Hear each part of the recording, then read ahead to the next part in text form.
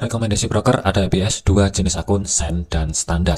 Kelebihannya, spread tipis mulai dari 0,7 pip, eksekusi market dimulai dari 0,01 detik, di mana saat volatility tinggi kita masih tetap bisa entry ataupun exit dengan cepat. Kemudian ada akun free swap, kalaupun ada posisi menginap lebih dari 1 hari ataupun 1 minggu, tanpa ada biaya ataupun komisi tambahan. Dapatkan cashback atau promo rebate sebesar 20% untuk akun standar dan 10% untuk akun send dengan menggunakan link yang ada di kolom deskripsi. Metode deposit mulai bank lokal dan sudah tersedia untuk dompet elektronik, prosesnya hitungan menit. Khusus promo rebate ini hanya berlaku dengan menggunakan link yang ada di kolom deskripsi. Tanpa link tersebut, promo rebate tidak akan aktif.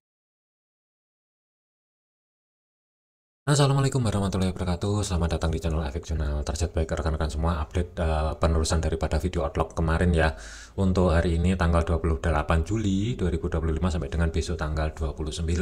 Kalau dari segi fundamental yang menjadi perhatian untuk hari ini itu kosong, lebih ke teknikal. Cuman untuk besok itu hati-hati, jam 9 malam waktu Indonesia Barat itu akan rilis kepercayaan konsumen dan JLOT ini yang akan menjadi fokusnya. Tetapi kalau kita lihatin dari segi datanya, di mana untuk kepercayaan konsumen itu diperkirakan ada peningkatan, dan dari segi JLOT itu ada sedikit penurunan. Ini kalau misalkan untuk besok data yang keluar untuk kepercayaan di atas daripada data yang sebelumnya dan di atas daripada perkiraan, dan untuk JLOT-nya itu juga di atas daripada data yang sebelumnya, ini adalah positif. Tetapi kalau misalkan di bawah dari kedua data tersebut, ini kategori jangka pendek kemungkinan indeks dolar akan melemah lebih lanjut.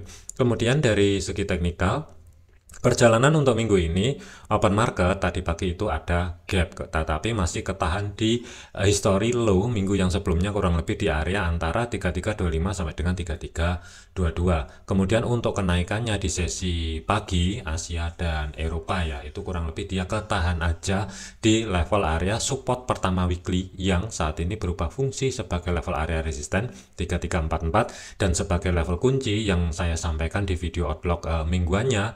Kalau misalkan minimal H4 ada body candle yang sudah mampu tutup di atasnya 3348, baru ada peluang time frame kecil gold akan terkoreksi ke atas. Tetapi kalau misalkan masih tetap bermain-main di antara zona yang saya blok biru dan bagian bawah bermain-main di atasnya zona yang saya blok merah, ini masih ada potensi harga ini time frame kecil adalah sideways. Cuman untuk level area minornya, misalkan saya tarik history low sampai dengan support pertama weekly, kurang lebih untuk level minor itu jatuh di zona yang saya blok merah ada di sini. Ketika harga mencapai level area tersebut, ini kan ada reaksi ya, jadi hati-hati di level area tersebut. Kalau misalkan untuk hari ini bertahan, kalaupun ada kenaikan, ini ringnya masih terbatas, balik lagi ke 3344 maksimum 3348, sampai nanti untuk kenaikannya konfirmasi H4 body candle ada yang tutup di atasnya 3348, baru ada peluang gold ini akan terkoreksi. Tetapi kalau misalkan masih tetap gagal, zona pantau bagian bawah yang perlu diwaspadai ada dua level area utama di antara 3322 dan 3325. Ini adalah level monthly ketemu dengan weekly, kemudian batas konfirmasi weekly-nya itu jatuh di 3315. Jadi untuk gold ada kecenderungan ini time frame kecil sideways, kemungkinan akan keluar entah ke atas atau ke bawah. Kemungkinan sih gambaran saya besok didukung, apalagi malamnya ya agak sedikit rame dari segi data Amerika.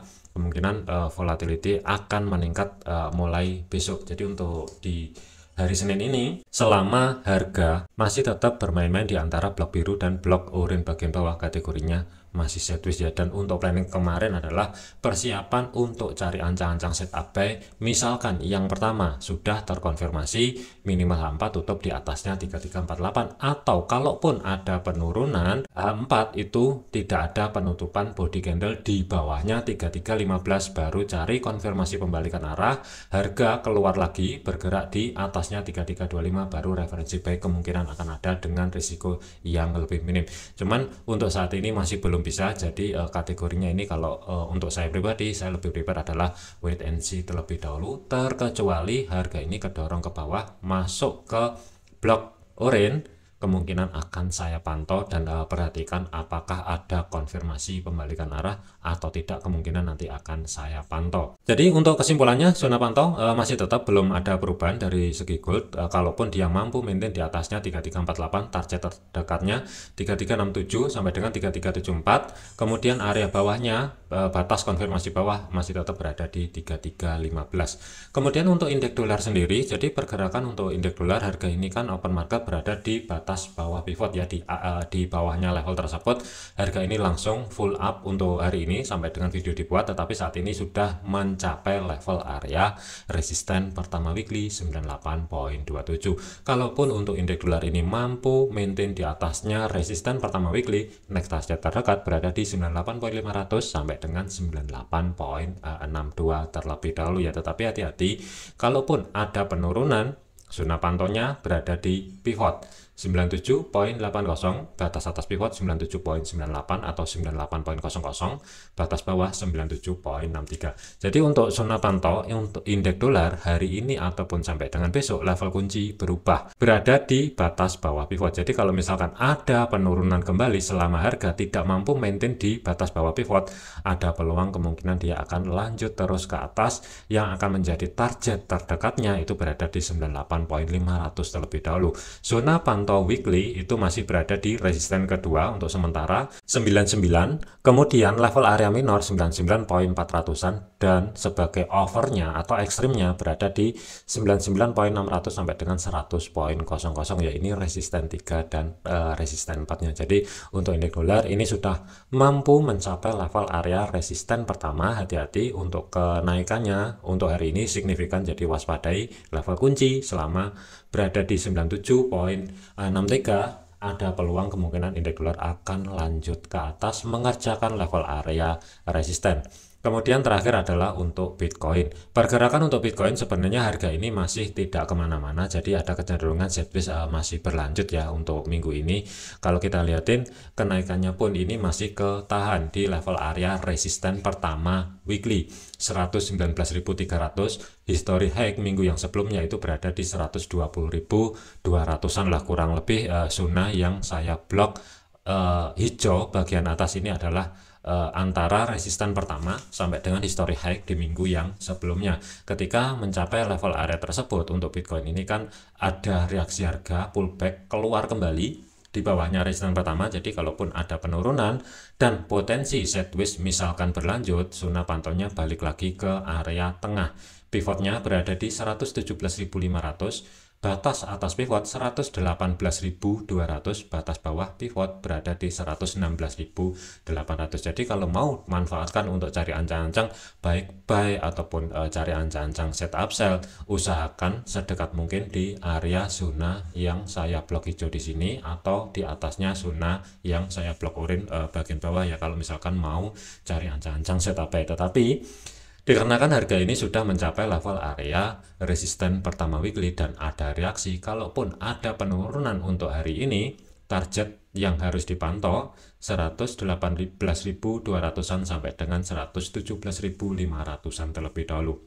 Untuk Bitcoin sendiri minggu ini tidak akan ada tren selama harga masih belum mampu bergerak, misalkan uptrend di atasnya 120.200 ataupun downtrend kalau belum bergerak di bawahnya 114.300-an. Jadi untuk ring area sideways-nya atau batasan high low weekly di minggu yang sebelumnya itu lumayan lebar.